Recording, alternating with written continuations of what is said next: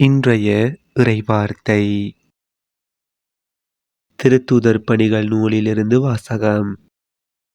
அந்நாள்களில் ஸ்தேவான் அருளும் வல்லமையும் நிறைந்தவராய் மக்களிடையே பெரும் அருஞ்செயல்களையும் அரும் அடையாளங்களையும் செய்து வந்தார்.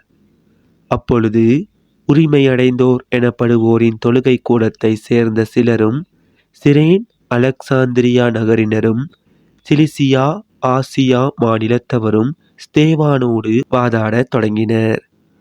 ஆனால் அவரது ஞானத்தையும் தூய ஆவி வாயிலாக அவர் பேசிய வார்த்தைகளையும் எதிர்த்து நிற்க அவர்களால் இயலவில்லை. பின்பு அவர்கள், இவன் மோசேக்கும் கடவுளுக்கும் எதிராக பழி சொற்கள் சொன்னதை நாங்கள் கேட்டிருக்கிறோம் என்று கூற சிலரை தூண்டிவிட்டனர். அவ்வாறே அவர்கள் மக்களையும் மூப்பர்களையும் மறைநூல் அறிஞர்களையும் அவருக்கு எதிராக கிளர்ந்தெழ செய்தார்கள். உடனே அவர்கள் எழுந்து வந்து அவரை பிடித்து தலைமை சங்கத்துக்கு இழுத்து சென்றார்கள். மேலும் பொய் சாட்சிகளை கொண்டு வந்து நிறுத்தினார்கள். அவர்கள், இந்த மனிதன் இத்தூய இடத்தையும் திருச்சட்டத்தையும் எதிர்த்து ஓயாமல் பேசி வருகிறான் என்று கூறினார்கள். மேலும் அவர்கள், நசரேயராகிய இயேசு இந்த இடத்தை அழித்து விடுவார் என்றும் மோசே நமக்கு கொடுத்திருக்கிற முறைமைகளை மாற்றி விடுவார் என்றும் இவன் கூற கேட்டோம் என்றார்கள். தலைமை சங்கத்தில் அமர்ந்திருந்த அனைவரும் அவரை உற்று பார்த்தபோது அவரது முகம் வானதூதரின் முகம் போல் இருக்க கண்டனர். இது ஆண்டவர் வழங்கும் அருள்வாக்கு.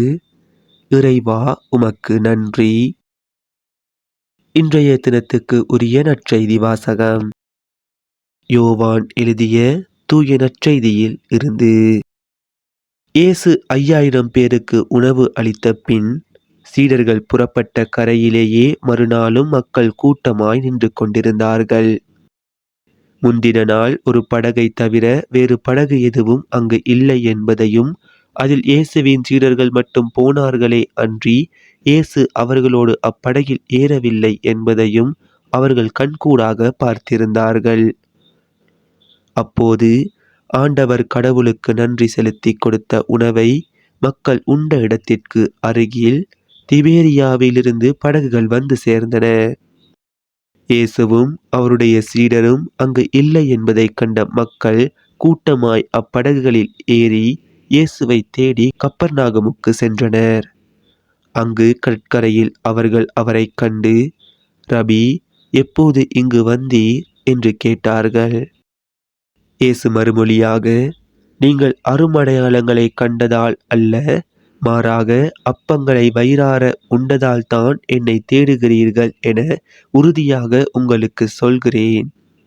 அழிந்து போகும் உணவுக்காக உழைக்க வேண்டாம், நிலைவாழ்வு தரும் அழியாத உணவுக்காகவே உழையுங்கள்.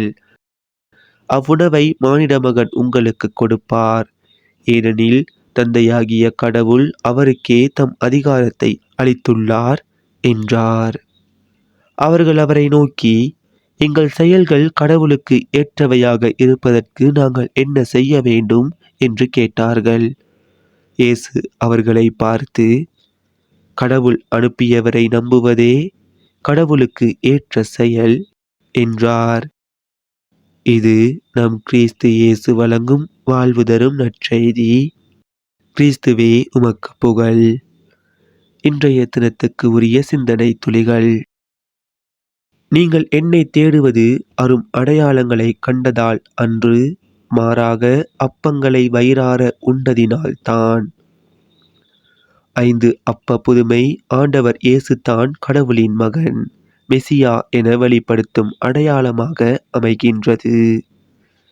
இதை விடுத்து அவர் கொடுத்த அப்பங்களை மட்டுமே தேடி ஓடிய மக்களை நற்செய்தியில் பார்க்கிறோம்.